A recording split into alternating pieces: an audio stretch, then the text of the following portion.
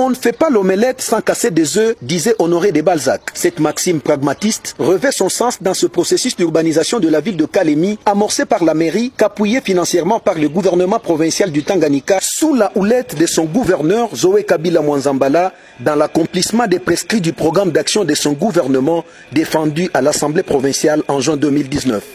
Fidèle à sa promesse et jouissant du principe de libre administration de sa province, une commission d'urbanisation a été instituée, incluant toutes les parties prenantes à la reconstruction, à savoir gouvernement provincial, mairie, service de cadastre et des affaires foncières, l'OVD, la société civile ainsi que la police nationale congolaise. Partie d'une sensibilisation à un ciblage, ces travaux ont officiellement commencé le lundi 10 février par l'ouverture d'un ancien collecteur bouché et dévié par des constructions de tiers. Plusieurs maisons ont été victimes de démolitions pour répondre aux besoins communautaires à travers ce projet salué de vive voix par la population qui accompagne la commission à chaque étape des travaux. Chaque dirigeant a sa vision, Zoé Kabila en a la sienne, c'est celle de développer sa province à l'instar des meilleures villes du pays, a précisé Jean-Pierre Kitwanga Nyembo, membre de la commission et directeur de cabinet du gouverneur.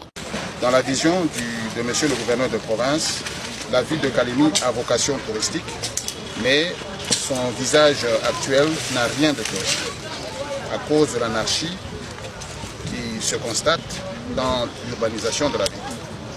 Voilà pourquoi le gouverneur a lancé un plan d'urbanisation de la ville qui se compose de deux volets. Il y a un premier volet qui va concerner l'ancienne ville, c'est-à-dire les parties qui sont déjà construites et où il y a des constructions anarchiques. Il devra réaménager l'ancienne ville de manière à ce qu'on puisse lui donner un visage relativement touristique. Et il y a un deuxième volet qui va au-delà de la rivière Loubouye, jusqu'au-delà du stade. Ça va constituer finalement la construction de la nouvelle ville de Kalemi.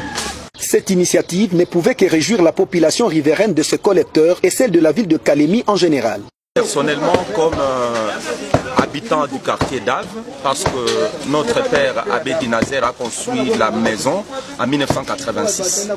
Et c'est à cette époque que nous avons occupé l'avenue du Kassi, c'était en 1986. Certainement, il y avait un collecteur ici, un grand collecteur qui faisait passer de l'eau jusqu'au niveau de la rivière Mukuba. Pas faire beaucoup de bruit parce que c'est dans l'intérêt communautaire. Ce n'est pas le gouverneur qui viendra passer la nuit ici.